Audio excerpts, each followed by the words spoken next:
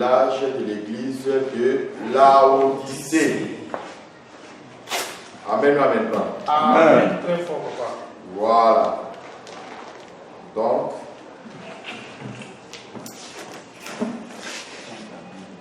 nous sommes dans le livre d'Apocalypse au chapitre 3.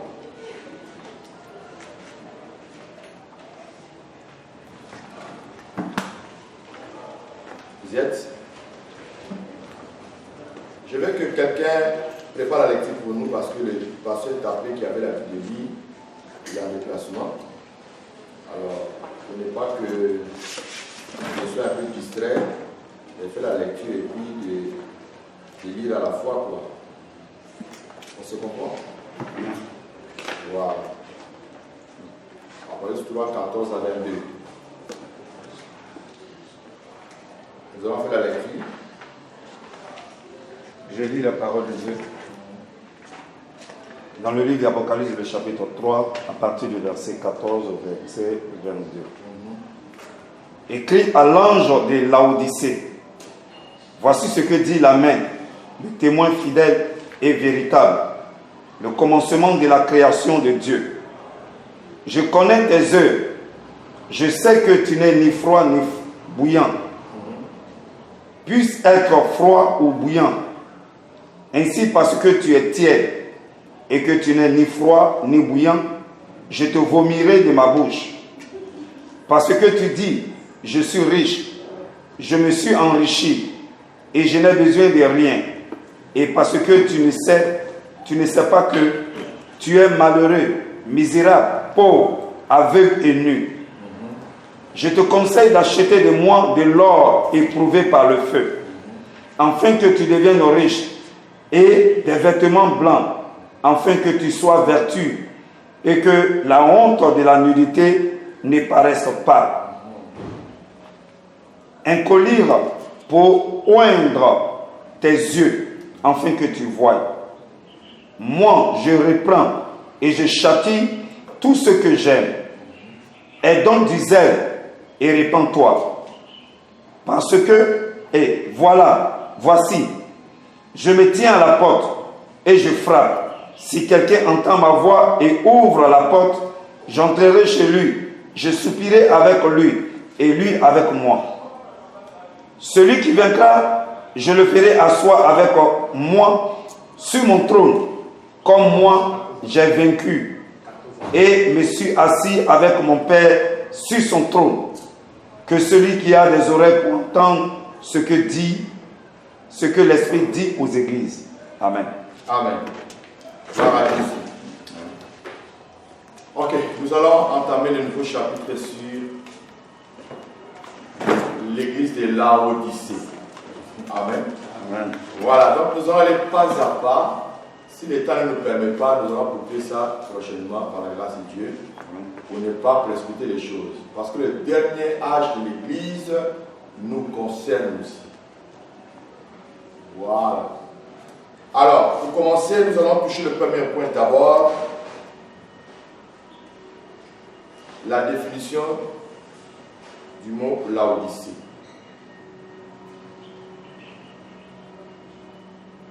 Voilà. Après la définition, nous allons rentrer maintenant dans l'histoire de la vie de Laodicée. Pour définition, Laodicée signifie peuple qui dirige ou la volonté du peuple ou encore jugement du peuple. Je reprends. Laodicée signifie le peuple qui dirige ou alors la volonté du peuple ou encore le jugement du peuple. Voilà. Alors, ce nom-là a un rapport avec la réalité que l'église de Laodicée vivait à son temps. Ce nom n'a pas été donné comme ça, ou alors la lettre n'est pas adressée à l'église de Laodicée simplement parce qu'elle est l'église de Laodicée. Mais les noms même de la ville correspondaient aussi à certains caractères que l'église de Laodicée avait à son temps. Que nous devons comprendre. Alors quand nous entendons déjà la définition qui dit le peuple qui dirige, déjà nous comprenons par là que c'est le peuple qui dirige. Or, une église est dirigée toujours par un berger, entre guillemets, le Seigneur lui-même. Ok? C'est-à-dire c'est Dieu lui seul qui dirige son église. Mais ici c'est le peuple qui dirige, et encore c'est le peuple qui juge. Or, à partir de là déjà nous avons une pensée de ce que le monde appelle la démocratie. La démocratie, c'est le peuple qui dirige. C'est-à-dire le gouvernement par le peuple. C'est eux qui ont le dernier mot. La démocratie. Or, dans l'église, il n'y a pas la démocratie, il y a ce qu'on appelle la théocratie. Théo qui veut dire Dieu. Ok? C'est-à-dire le pouvoir qui vient de Dieu. Et c'est Dieu qui dirige. Déjà, à partir du nom Laodicée, nous voyons déjà qu'il y a un problème. L'église introduit ce qu'on appelle la démocratie dans l'église. Déjà à partir au moment où la démocratie rentre dans l'église, la paix du Saint-Esprit n'est plus là. C'est que les hommes ont décidé ça qui doit être fait. Vous voyez? C'est ainsi que quand nous lisons Apocalypse chapitre 3, le verset 20, regarde ce que le Seigneur dit à l'église. Ces versets nous donnent déjà la position que l'église a donnée à Christ. Très souvent, les gens prennent ce verset pour évangéliser. Mais ce verset, en réalité, nous parle de la position à laquelle l'Église a positionné le Christ. Vous pouvez lire ça? Voici, je me tiens à la porte et je frappe. Si quelqu'un entend ma voix et ouvre la porte, j'entrerai chez lui. Je soupirerai avec lui et lui avec moi. Amen. Est-ce que vous comprenez un peu? C'est-à-dire ici, le Seigneur dit quoi? Je me tiens où? À la porte. À la porte et je frappe. Ok. On peut être à la porte, comme on peut être à l'intérieur aussi, je me tiens à la porte. Mais je suis à l'intérieur. Mais quand on dit je frappe, c'est qu'il n'est plus à l'intérieur. C'est qu'il veut entrer. Il dit je frappe. Celui qui entend ma voix et entre et ouvre, il dit quoi? J'entrerai chez lui. J'entrerai chez lui. C'est-à-dire Jésus est où? Il est dedans ou bien il est dehors? Jésus est dehors. Il est dehors. Oui. Donc ici déjà, on nous positionne que l'église de Laodicée prend Jésus à la voie dehors. C'est-à-dire que Christ, il est la parole. Voilà. Donc la parole n'a plus sa place dans l'église. Et c'est le peuple qui dirige. La parole est où? Dehors. Mais la parole étant dehors, elle ne se fatigue pas. Elle revient encore à l'église pour faire quoi? Pour frapper. Il dit quiconque entend ma voix et ouvre, j'entrerai chez lui et je souperai avec lui. C'est-à-dire que le Seigneur propose encore à l'église que la table est garnie.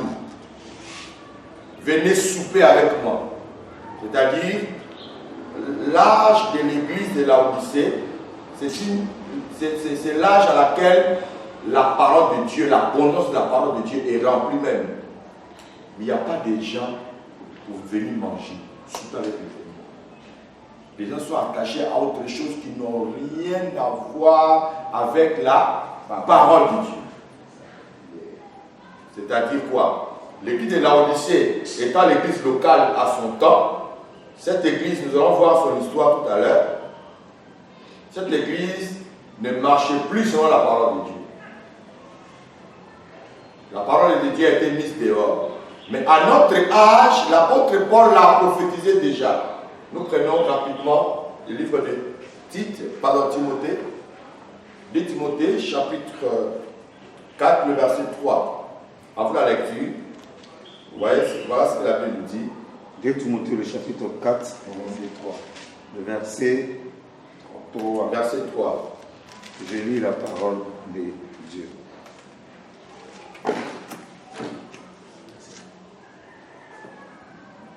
détourneront l'oreille de la vérité. Il faut commencer au verset 1. Au verset 1. Je t'en conjure devant Dieu et devant Jésus-Christ, qui doit juger les vivants et les morts, et au nom de son apparition et de son royaume. Prêche la parole. Prêche la parole. Insiste en toute occasion. Insiste à toute occasion. Favorable ou non. Favorable ou non. Reprends. Doucement. L'apôtre Paul exhorte son fils Timothée de prêcher la parole de Dieu et d'insister. Il dit à toute occasion, favorable ou non. Frère, vous ne voyez pas qu'il y a un risque là. Quand on dit favorable ou non, c'est-à-dire tu prêches la parole au temps où le temps n'est pas favorable pour ça. Toi tu prêches. Vous ne voyez pas qu'il y a un danger. C'est-à-dire que les gens sont fait les réunions. Quand tu rentres là-bas, alléluia, amen. Frère, je suis venu vous enseigner la parole de Dieu. Ah, on a tous les frères que les autres viennent nous enseigner la parole de Dieu. Parce que le temps n'est pas favorable. Quand le temps n'est pas favorable, ça dit que ce n'est pas le temps de la parole. Nous sommes en train de faire autre chose qui n'a rien avec la parole. Vous voyez un peu. Pourquoi l'apôtre Paul le dit? Vas-y. Reprends, censure. Reprends, censure. Exhorte. Exhorte. Avec toute douceur. Toute douceur. Et en instruisant.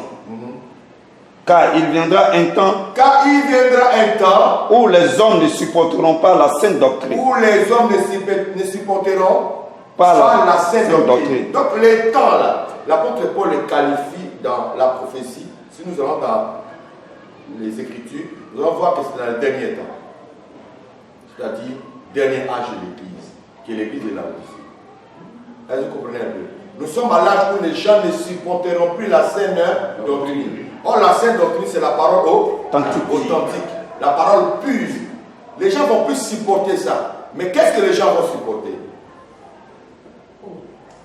Il dit quoi?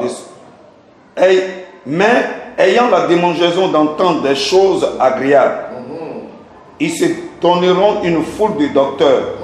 Ayant la démangeaison d'entendre les choses agréables. C'est ce que nous vivons à notre temps. Est-ce que vous comprenez un peu? C'est-à-dire que le Seigneur me montre, frère, tu as un kyste. Ou bien ma soeur, tu as un kyste. Je dis oui, pasteur. D'accord. Hier, tu as mangé une mangue. Oui. Mais mangue l'a été envoûtée. C'est ta soeur ici qui t'a donné ça. Oui, pasteur. Je vais prier, qui cela va disparaître. Alléluia. Tout le monde sait que notre Dieu est là. C'est ce que les gens veulent entendre. Je suis de libérer l'onction. Tous ceux qui ne travaillent pas, ils vont travailler. Avant de demain, vous allez aller au travail. Alléluia. Amen. Dieu me révèle. Frère, toi qui es assis au fond là-bas, voilà ta situation. Si aujourd'hui c'est rétrogradé, voilà le problème. Les gens veulent entendre des prophéties, des paroles de connaissances qu'on peut imaginer, des différentes sortes d'interprétations. Aujourd'hui, le problème c'est quoi? On prend l'église de Laodicée, l'église locale, et on prend l'église corps de Christ à notre temps aujourd'hui. Là où il y a des miracles, il y a des délivrances, c'est des prophéties à la foule. Mais là où il y a la sainte doctrine, la parole authentique, les gens ne sont pas beaucoup. Alors, qu'est-ce que les gens vont faire maintenant? Ils vont transformer maintenant leur ministère à des ministères de délivrance et de miracles. À des ministères prophétiques. Parce que ce sont des choses-là que les gens aiment. Or, le miracle, le prophétie, les délivrances sont faits pour gagner les âmes à Jésus. C'est-à-dire tirer les âmes. C'est du filet qu'on jette pour gagner du poisson. C'est la maison qu'on jette pour gagner du poisson. Mais dès que je gagne du poisson, je fais quoi de ce poisson? Il doit enseigner pour le faire asseoir. Je dois maintenant jouer le rôle. Pourquoi je l'ai péché? Est-ce que vous comprenez un peu? C'est-à-dire j'ai jeté le filet, c'est le miracle, les délivrances. La personne a cru que Dieu est fort. Maintenant il est venu. On fait quoi de moi? Il faut le faire asseoir dans la parole. Vous voyez, c'est ici la Bible dit que tous ceux qui croyaient se furent baptisés d'eux et ils persévéraient dans l'enseignement des apôtres. Il faut le faire asseoir dans la sainte doctrine. Or, le système d'aujourd'hui c'est quoi? Ministère de délivrance. C'est-à-dire quand tu viens aujourd'hui, délivrance, prière, prophétie. On a un bref temps, rien que pour nous exhorter comment conserver ta délivrance, comment prospérer, comment éviter les démons, comment garder la foi, comment surmonter des épreuves, des choses qui ont un lien avec le monde terrestre. Bref, comment être heureux sur cette terre. C'est ce que les gens aiment. Or, quand nous voyons déjà la position que l'Église laodicée donne à Christ, Christ est dehors. Or, Christ, il est la parole. Jean chapitre 1, le verset 1 jusqu'au verset 3. Au commencement était la parole était avec Dieu, et la parole était Dieu. Verset 14, la parole s'est faite chair. Amen. La parole a pris un corps pour venir nous parler, mais la parole n'est plus dedans, la parole est dehors. Donc ça fait quoi? Frère, imagine-toi. Quelqu'un qui vient aujourd'hui dans ton église, il reçoit miracle de délivrance. Demain, il va aller encore envoyer des âmes pour venir. Eux, ils vont recevoir délivrance miracle.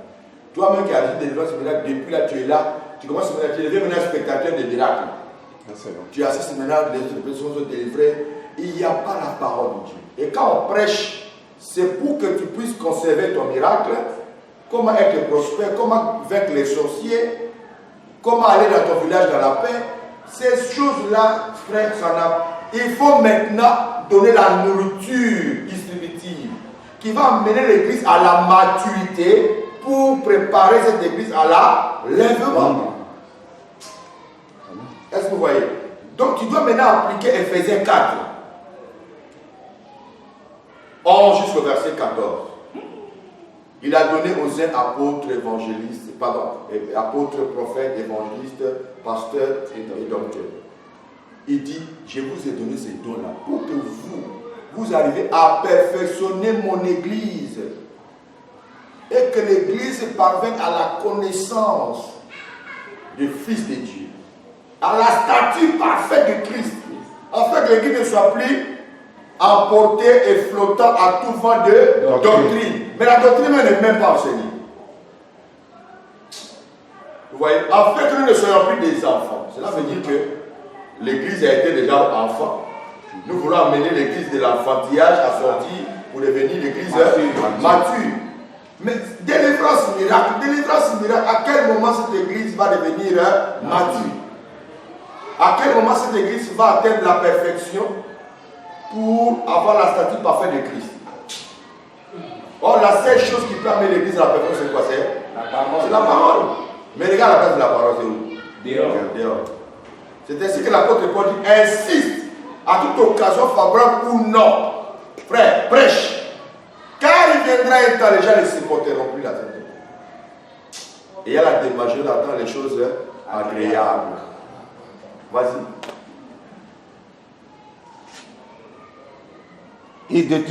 Ils se donneront une foule de docteurs selon leurs propres désirs. Vous voyez, ils se donneront une foule de docteurs. Or, docteur, c'est un enseignant. Mais il enseigne quoi? On dit une foule de docteurs selon leurs propres désirs. C'est leur propre désir. C'est-à-dire, quand il te regarde, il sait que toi tu as l'argent. Il sait quel enseignement il va appliquer pour récupérer l'argent qui est avec toi. Ouais. Quel enseignement il va donner pour que toi tu investis dans son ministère. Hein, j'ai croisé un homme de Dieu, un pasteur nigérien qui vit en Côte d'Ivoire. Il m'a dit, pasteur, moi je ne fais pas de délivrance comme ça. Hein. Moi quand je délivre quelqu'un, je prends tout mon temps. La délivrance peut faire même 3 mois. Il m'a dit, comment ça? Ah! Quand je sais que la femme là, elle a une poignard, il vient un peu aujourd'hui, on chasse un dernier. Il dit, il faut rentrer chez toi. Il faut revenir encore à 2 jours. 2 jours, on va chasser encore 2. Parce qu'ils sont 70, je vais chasser un peu. À chaque fois, quand je chasse là, elle fait ton offrande de démons chassés. Mais si tu as chassé tout un coup, paf, finalement tu n'auras plus l'offrande. Ça, c'est les techniques que j'emploie. Ouais. Je suis parti à mission au Burkina. Il y a un ami pasteur qui m'a reçu, il m'a dit qu'il y a un homme de Dieu qui est venu ici, il m'a raconté, oui, je le connais. Il dit, ah, ce qui nous a fait cela, c'est grave. L'homme de Dieu va construire un sanctuaire. Il n'est pas catholique, soit disait évangélique. C'est-à-dire là, dans la maison, on l'a logé. Il a aménagé un coin où il a construit un sanctuaire, il a allumé des bougies, il a mis une Bible qui est ouverte. Et puis quand tu viens le voir, tu pars ton peu jusqu'à, il t'exhorte. que ton problème sera résolu. Parce que Dieu est puissant. Tout fini. Ouais. Prends ton offrande, va s'agenouiller devant la Bible. Dis tout ce dont tu veux que le Seigneur accomplisse pour toi. Tu vas parler jusqu'à tu as fini, ouais. Tu as vu les bouchons allumés là, ça éclaire déjà ta vie. Viens, pose la main, c'est fini. L'autre est dans ton corps, c'est comme ça. On va dire, bon. Dieu merci. Un jour, j'étais au Carrefour 22e là, et puis je vois une voiture qui s'arrête. Pasteur, j'ai dit, c'est lui. Donc, il dit, viens. Je suis monté dans la voiture, on n'est pas jusqu'au campus. En même temps, j'ai appelé Burkina. Moi, je l'ai passé là, je l'ai devant moi ici. J'ai été le passé, puis moi-même, je l'ai récupéré. Donc, les deux ont causé. Le pasteur burkinabé, il ne croyait pas que c'était vrai, mais quand je l'ai passé, la fille qui m'a dit, je le connais lui là. Mais donc, laisse-moi, je l'ai causé avec lui. Moi, je dis, toi, tu es parti au Burkina, qu'est-ce que tu as fait là? Tu fais un sanctuaire, tu dis aux gens de venir prier devant la Bible, les bougies allumées. Il dit, oh, homme de Dieu, il faut laisser ça. Moi, je dis, comment ça? Mais dis-moi, tu as fait ça pourquoi? Parce que moi, je ne vois pas ce que tu viens de faire là, qui est conforme à la parole de Dieu. Il dit, les mots d'aujourd'hui, là, il faut prêcher avec technique. Ça dit, les chrétiens, là, ils veulent voir avant de croire. Si tu ne fais pas ça, là, comment tu peux gagner un peu? Vous entendez ça, frère? Donc, il a fait ça, c'est pour gagner un peu. Et c'est comme ça aujourd'hui dans l'église, les gens vendent de l'eau. Ils vendent de l'huile, ils vendent des parfums, des bougies. Parce que les gens veulent toucher. Quand il a touché bougie à lumière, il sait que la lumière est rentrée. Parce qu'il voit la lumière. Est-ce que vous comprenez? Quand il prend l'eau, il boit, il sait que dedans là, tous les démons sont morts. Parce que l'eau là va rentrer dans le sang, ça va rentrer, ça va tuer tous les esprits. Mais c'est que l'homme veut.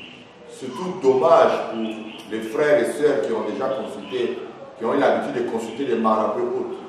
Cet esprit-là, quand il vient à l'église, il fatigue beaucoup les hommes de Dieu. Voilà. Très souvent, c'est ce type de personnes qui conduisent les hommes de Dieu à se transformer en des prophètes. Ils sont là toujours, tu n'as rien vu pour moi. Dieu t'a rien révélé. Vous voyez? Parce qu'ils suivent les prophéties de Dieu. Oh, la Bible dit quoi? Les langues cesseront. Prophétie disparaîtra.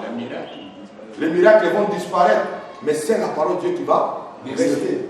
Donc voilà un peu les derniers temps comment l'église d'aujourd'hui est présentée devant le Christ. L'église a mis la parole dehors. Vous voyez? Tu as fini la lecture? Il dit, comment on appelle ça? Ils se donneront une foule de docteurs selon leurs propres désirs. Détourneront l'oreille de la vérité et se tourneront vers les fables. Mais toi, sois sobre en toutes choses. Voilà. Ils vont se détourner vers les fables. Les fables, ce sont des contes. C'est des choses qu'on vous raconte qui n'ont rien à voir avec la parole de Dieu. Mais on fait ressortir ça comme une réalité. Frère, quand j'ai eu des problèmes sur mon terrain d'engrais,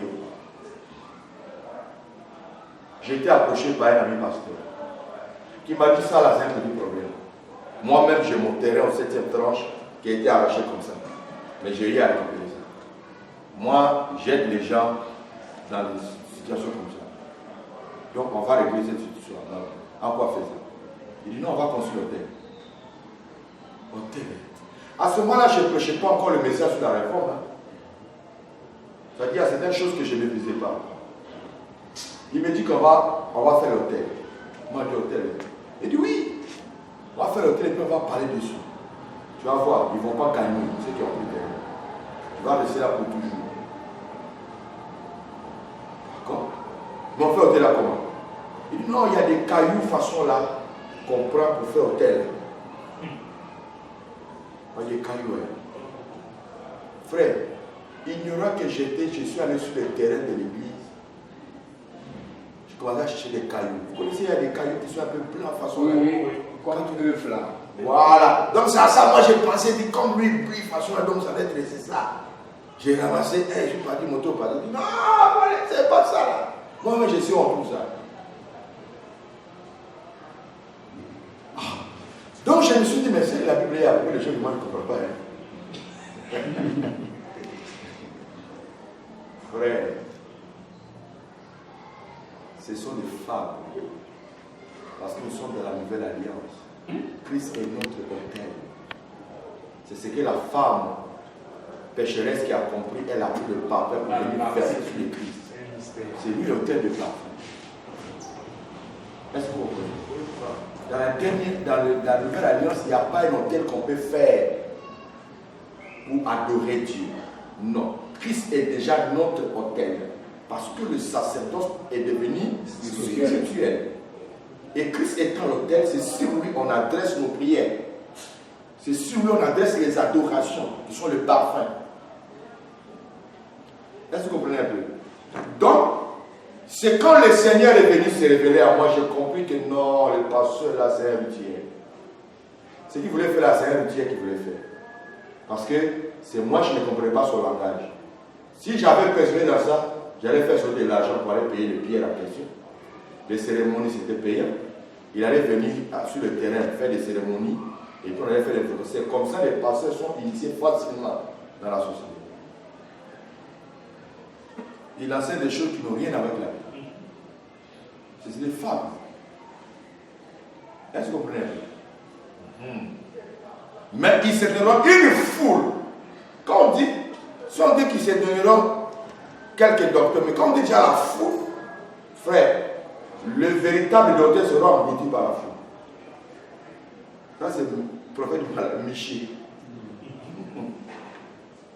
Seul contre 400 prophètes. Ce n'était pas le prophète de Baal, c'était le prophète de Dieu. Mais qui provisait des mensonges. C'est l'état dans lequel nous sommes, frère. Les gens enseignent des choses qui n'ont rien avec la Bible. Mais ils insistent comme ce qu'on appelle les hérésies. C'est l'état dans lequel nous sommes. C'est ça l'âge de l'église de la Laodicée. La vraie parole a disparu. Vous voyez, donc, on va boucler et dire.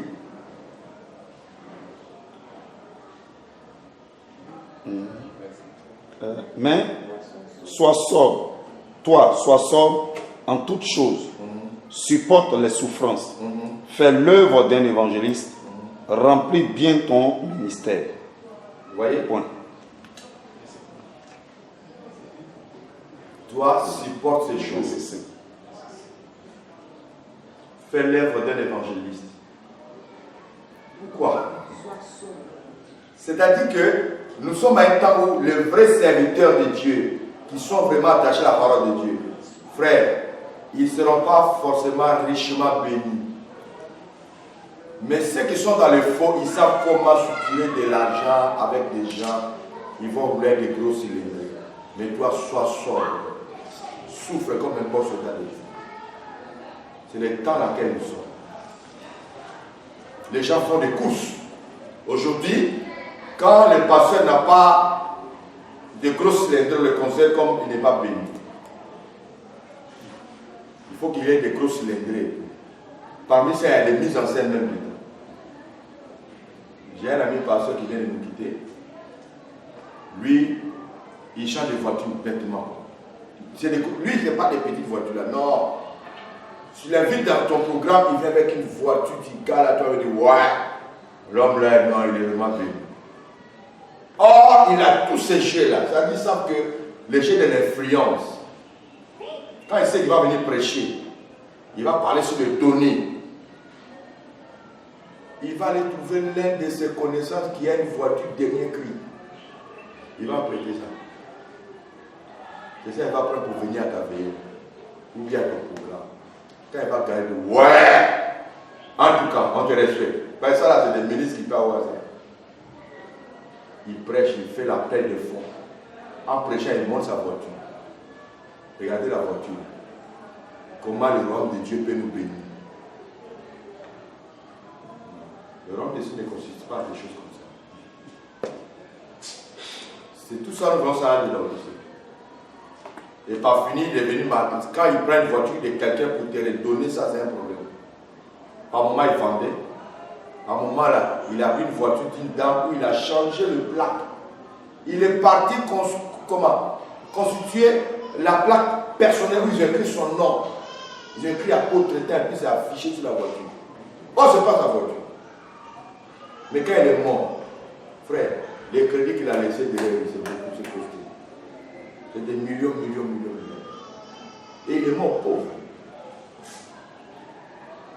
Et c'est plus sur son église à Égypte.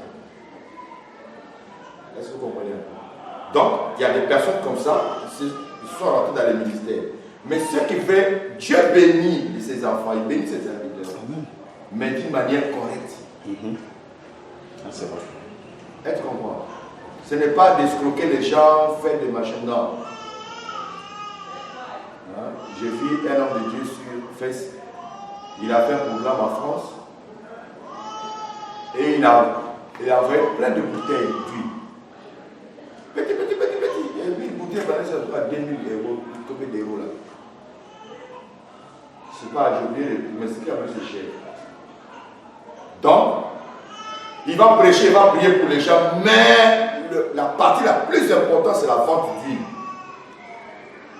Et le premier jour de son programme, il devait faire 3 jours. Le premier jour de son programme, les chants ont tellement chanté jusqu'à ça déborder le temps de la location de la salle. Le temps de dire que les huiles sont là, les gens commencent déjà à partir. Donc les gars étaient fâchés. Quand ils réveillent les deuxièmes dit aujourd'hui là, on n'a pas besoin de vous les choristes là. On va chanter baissez les mains. Aujourd'hui on ne va pas trop prêcher. On va donner tout le temps pour la vente d'huile.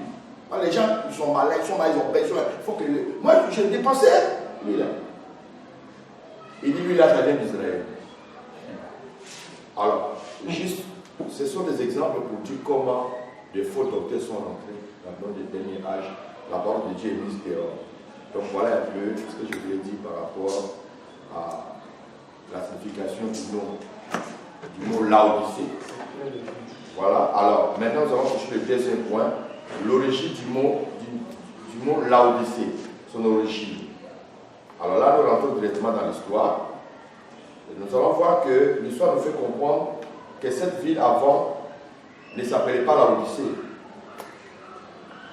Cette ville avant, elle s'appelait Diospolis. Diospolis. D-I-O-S-P-O-L-I-S.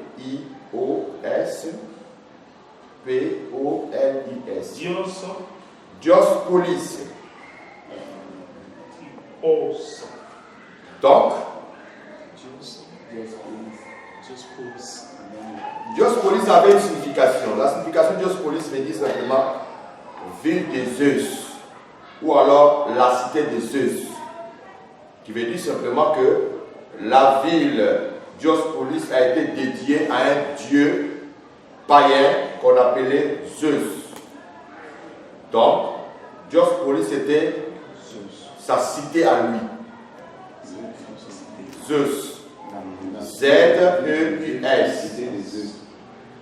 Voilà. Donc la ville a été dédiée à ce dieu-là. Voilà pourquoi on l'appelait Diospolis, c'est-à-dire qui veut dire la cité de Zeus ou alors la ville de Zeus. Maintenant, c'est plus tard, selon l'histoire, bon, nous voyons que Zeus d'abord, nous avons vu que son trône était dans la ville de Pergame, où on disait qu'il y avait le trône de Satan là-bas. Voilà. Et maintenant, c'est plus tard, il y a eu le roi Antiochos II. Antiochos II qui va venir maintenant changer les noms de la ville à celle de Laodicée. Le roi Antiochos II. Antiochos. Voilà, II. Lui maintenant qui va venir changer les noms de la ville Diospolis en Laodicée. Mais il est quand même important d'expliquer ce qui s'est passé réellement pour que les noms changent. L'histoire nous fait comprendre que à l'an 261, de l'an 261 à 246 avant Jésus-Christ, puisque là on compte à nombre décroissant. On commence en haut et puis on descend. Vous voyez donc, à l'an 261, de l'an 261 jusqu'à l'an 246, au temps avant Jésus-Christ, il y avait le roi Antiochos II. Lui, il fit la guerre avec le roi Ptolomée II de l'Égypte. Vous voyez? Donc, tout ce temps-là, il y a eu la guerre entre Antiochos II et Ptolomée II, qui était roi de l'Égypte. Les deux se battaient à tout. Mais le roi de l'Égypte était tellement fort que le roi Antiochos n'arrivait pas à le vaincre. Alors il va chercher maintenant à négocier avec le roi de l'Égypte pour que les deux, qu'il y ait quand même la paix. Et qu'est-ce qu'il va faire? Ce dernier va, le roi de, Ptolomée de l'Égypte, va lui imposer d'épouser sa fille. Si tu épouses ma fille, tu deviens mon gendre. Donc, en devenant mon gendre, je ne peux plus les combattre. On devient une famille. Voilà. Maintenant, la condition, c'était quoi? Il fallait que Antiochus divorce sa femme de la maison pour épouser maintenant la fille du roi Ptolomée II de l'Égypte. Voilà les conditions. Alors, au nom de la paix, il va accepter. Or, Antiochos, sa femme s'appelait Laodicée. Donc, il va accepter de divorcer Laodicée, de la répudier, pour épouser maintenant la fille du roi Ptolomée. Amen. Et sa fille s'appelait Bérénice. La fille du roi Ptolomée s'appelait Bérénice. Et Bérénice maintenant va venir intégrer le foyer. Et elle va faire un enfant. Un garçon. Maintenant, quelques années plus tard, le roi Ptolomée d'Égypte va mourir. Quand il meurt, alors le roi Antiochos II va profiter de la mort pour établir l'ordre dans sa maison. C'est-à-dire récupérer sa femme Laodicée et s'occuper maintenant de Bérénice. Maintenant, lui, il ne va pas chasser Bérénice, mais il va récupérer d'abord sa femme. Et sa femme, Laodicée, elle arrive dans la maison. Elle va organiser le départ de Bérénice et son fils. En quoi faisant? Elle va les empoisonner. Bérénice et son fils meurent. C'est comme ça qu'elle reste maintenant maîtresse dans la maison, dans le foyer. Et cette femme, elle fut une femme autoritaire. Elle commandait même son mari. Et c'est comme ça que Antiochos s'est vu obligé de donner le nom de la ville au nom de sa femme, à l'honneur de sa femme. Donner le nom de sa femme à la ville. Voilà. Et c'est comme ça que la ville va maintenant s'appeler Laodicée. Donc Laodicée, c'est le nom de la femme du roi Antiochos. Donc, quand on parle de Laodicée, on voit déjà une femme. Là, vous comprenez un peu. Donc, ça donne déjà une image. Vous voyez, dans les derniers temps, les femmes commencent à prêcher maintenant. Il y a des femmes révérentes, les femmes pasteurs, les femmes apôtres, les femmes archibishops, tout, machin, tout ça. C'est l'âge de Laodicée, où la femme prend l'autorité maintenant dans l'église. Nous allons en parler parce qu'on va aller étape par étape. Gloire à Dieu. Amen, amen, pas. Amen. Ok. Deuxième point, toujours dans l'histoire, on fait comprendre que la ville fut une ville très importante au 3e siècle avant Jésus-Christ. Cette église, dépendait de... Pardon, cette ville, Laodicée, dépendait de l'Empire romain. C'était une sous-colonie romaine. Voilà. Mais, vous savez qu'on a étudié qu'il y a eu un tremblement de terre qui a secoué la ville de Philadelphie et puis Sardes. Le même tremblement de terre a secoué aussi la ville de Laodicée. Laodicée aussi a été touchée. Mais le problème, c'est que la ville de Laodicée était une ville très très très riche. Il y avait des industries qui fabriquaient des vêtements de lin. Et ils avaient des bergers aussi qui élevaient des moutons. Donc ils fabriquaient des vêtements de lin, ils fabriquaient des colliers qu'on met dans les yeux. Voilà. Et la ville a été avancée par la médecine. Donc les gens venaient là-bas en Laodicée pour se faire soigner. Et cette ville aussi avait une grande banque où les gens venaient investir de l'argent à la banque de Laodicée. Donc, financièrement, Laodicée était riche et posée. Donc, quand il y a eu tremblement de terre, Rome a voulu reconstruire la ville, réparer les dégâts. Laodicée a dit non, pas question. Nous, on est riches. On n'a besoin de rien. Nous, on va reconstruire notre ville. Est-ce que vous comprenez un peu? Donc, ce sont ces réalités-là que le Seigneur prend pour reprocher l'église de Laodicée. Est-ce que vous comprenez un peu? Parce que l'église aussi va dire que moi je suis riche, j'ai besoin de rien. Voilà, on va arriver là-bas tout à l'heure, mais nous allons étape par étape. Alors, la richesse de la ville a aussi de l'impact dans l'église de Laodicée. A aussi de l'impact dans l'église de Laodicée. Ça dit que la majorité des fidèles de l'église de Laodicée étaient riches. Donc l'église ne manquait de rien. Hier, j'ai suivi sur Facebook un blog qui disait que aujourd'hui, les Français n'ont pas besoin de Dieu. Hein? Parce que tout ce que Dieu fait, les Français ont déjà fait.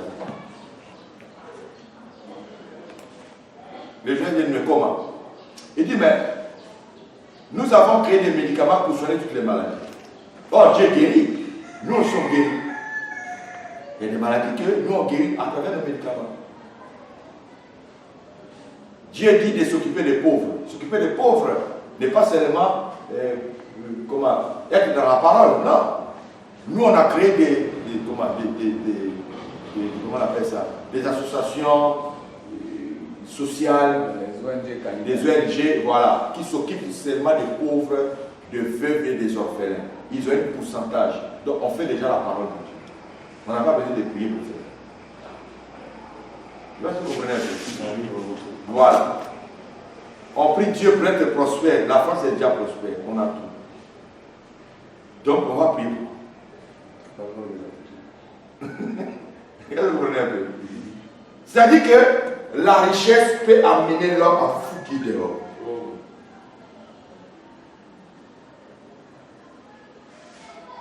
Moi, j'ai ma petite soeur qui vit aux États-Unis avec sa famille. Ça fait bientôt peut-être 4 ans, peut-être plus. Elles vont bien à l'église. Je l'ai exhorté, j'ai tout fait, dit les pasteurs sont des esprits. Il y avait un pasteur qui est venu ici, il a pris l'argent à la pasteur. D'autres sont devenus riches, ils ah non, on va plus à l'église. J'ai parlé sur le baptême des enfants, il faut faire baptiser les esprits. Non, on a compris, on va voir ça après. Parce que c'est dit quoi?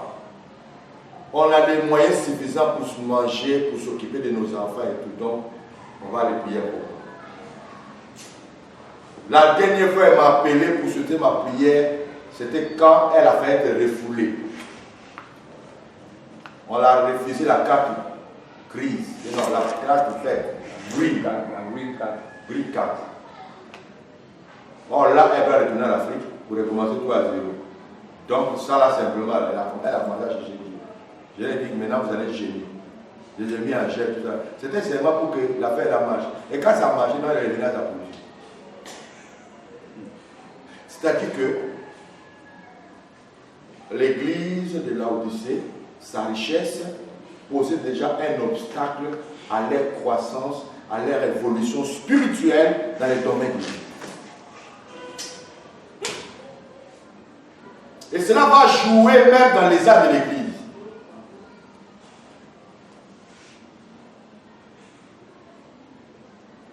Puisque on va, là encore, nous sommes dans l'histoire de la ville.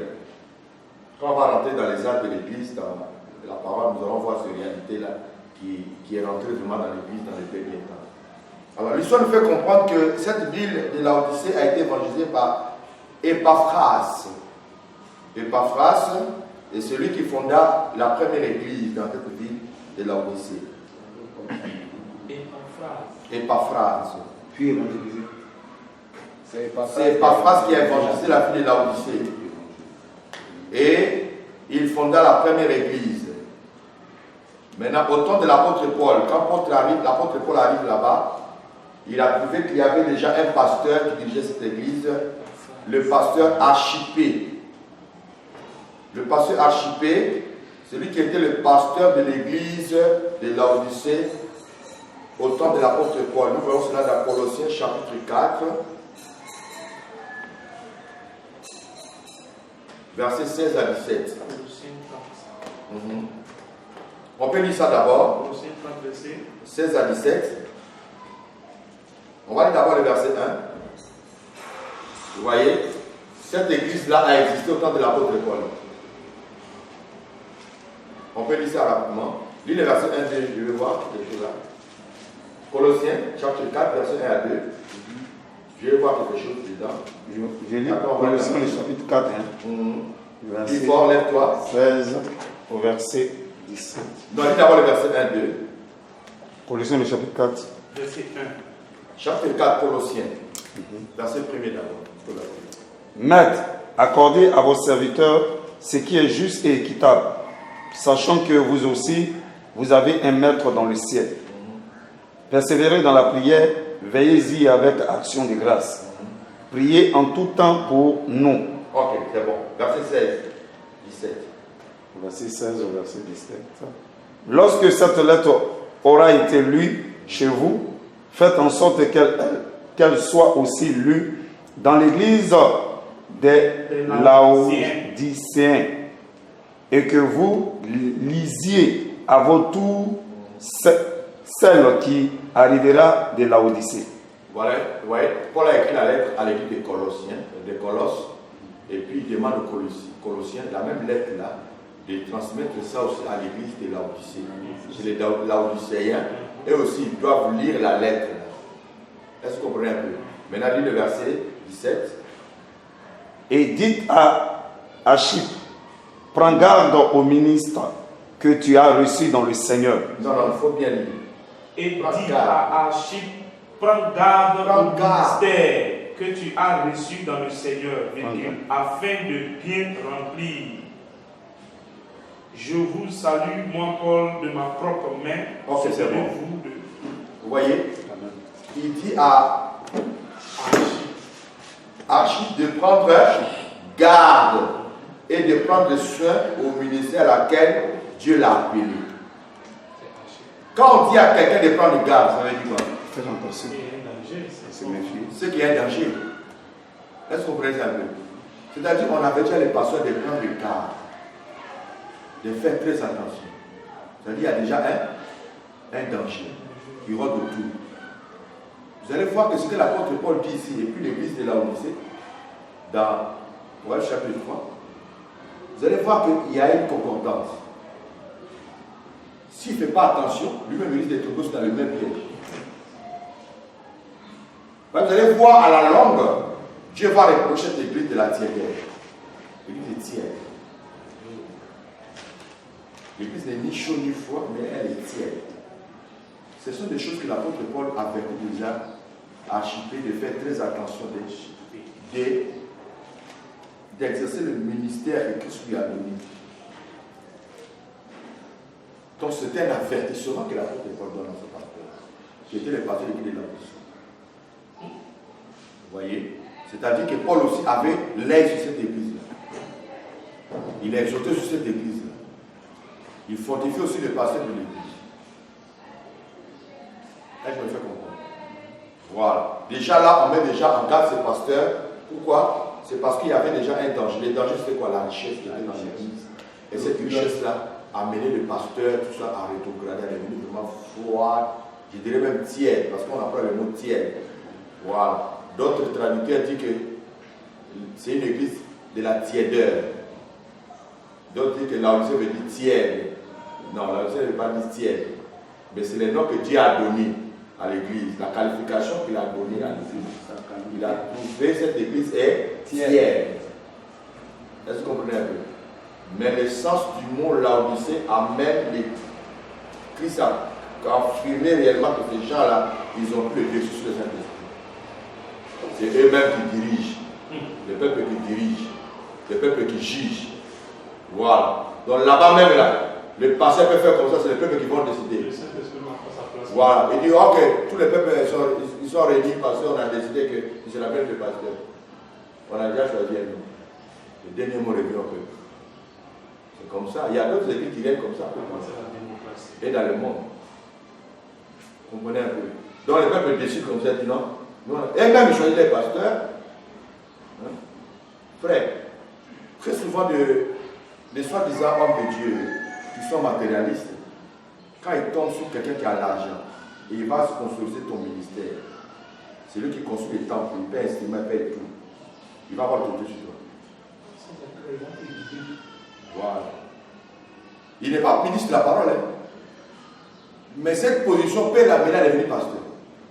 Parce qu'il va commander, il te laisse d'abord, tu fais des programmes, tout ça. Lui, il sait où il va commencer son ministère de la domination. Arrivé à un moment où il dit, bon, pasteur, le plan que tu as fait, moi je pense que c'est un peu trop, on va commencer à réduire un peu.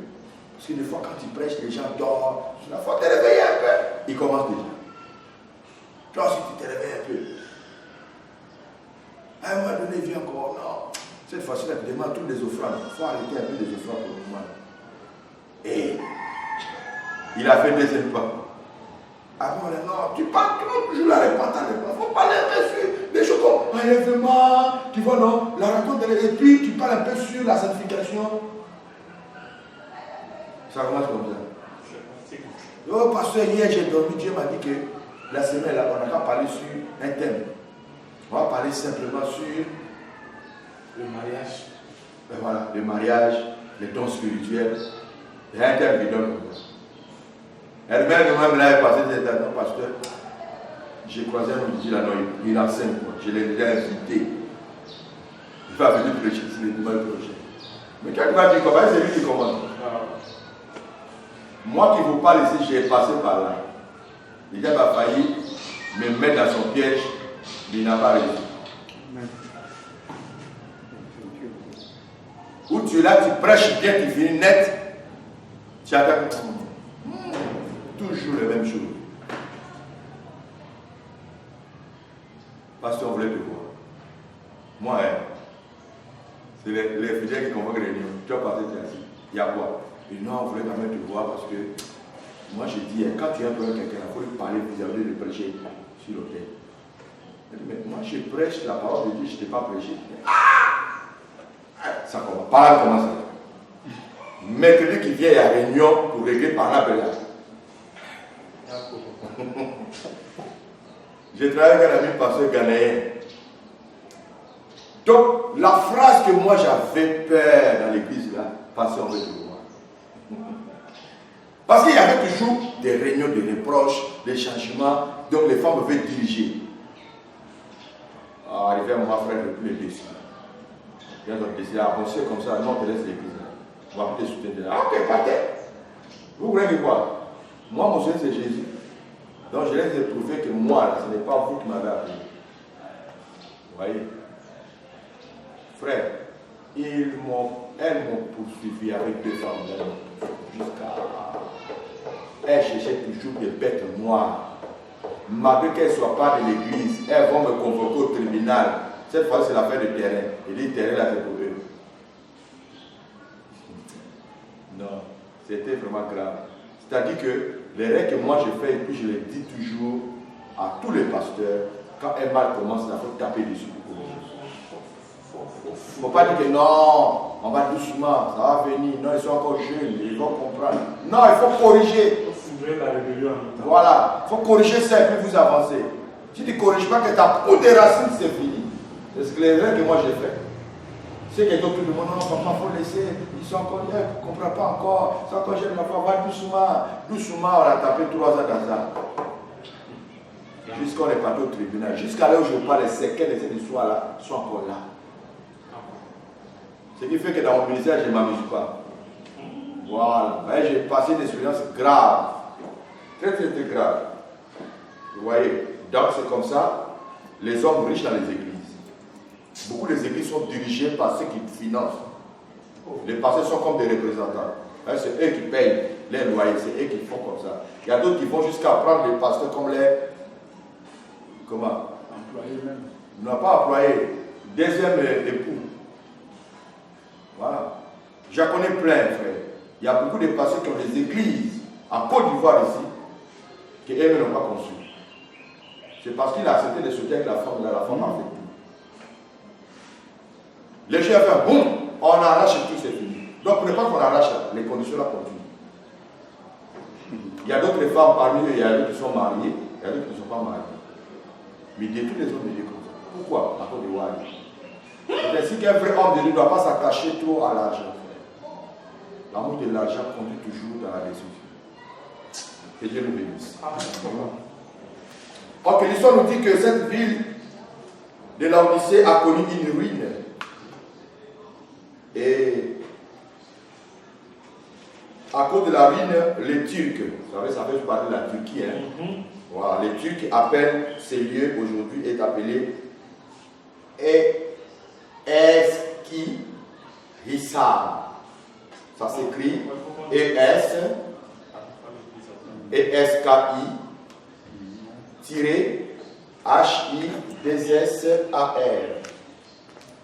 Eskihisar.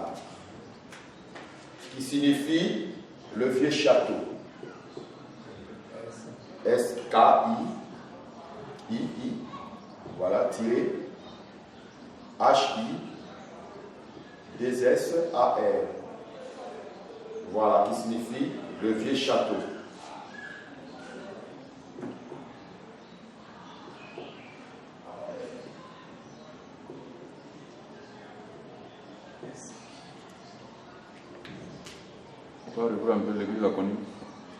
La ville de Laodicée a connu une ruine, cette ville.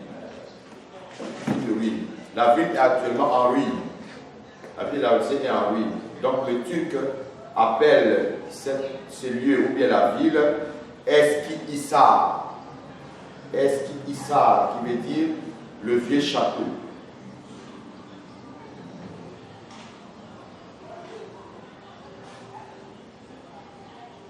Voilà. Donc, nous allons voir que dans la parole de Dieu, on reproche cette église, l'église était tiède. Pourquoi tiède? Tiède est relative à une situation que la ville de Laodicée vivait. Hein? Je pense que vous me suivez bien, on n'est pas encore rentré dans les Écritures pour commencer à décortiquer verset par verset. On est en train de parler d'abord de Laodicée, l'histoire de la ville, pour que nous nous comprenions mieux. Parce que les noms de la ville et l'histoire de la ville a un lien avec le message que Dieu a donné à l'Église. Voilà. Donc, là nous parlons de la tiédeur, parce qu'on a qualifié cette ville l'église tiède. Mais dans l'histoire, on nous fait comprendre que la ville de Laodicée avait des difficultés de provisionnement d'eau. Cette ville. Elle avait des difficultés de provisionnement d'eau et ils étaient dans l'obligation de construire ce qu'on appelle aqueduc. Aqueduc.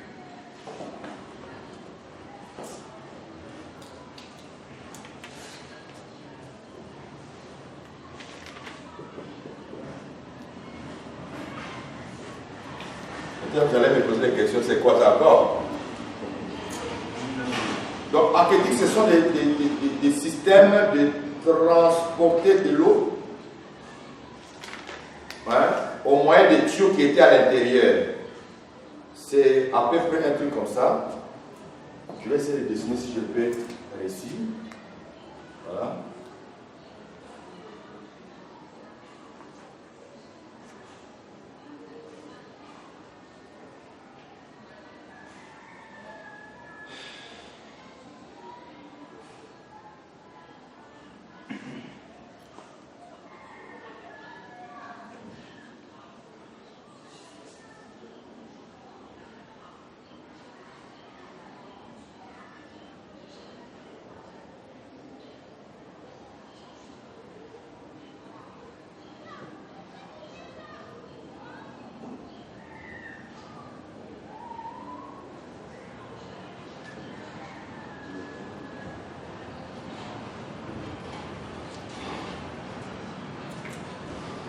Ce genre de...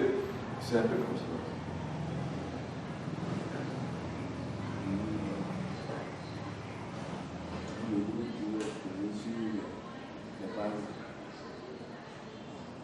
Ici, là aussi, il y a de l'eau ici quelque part.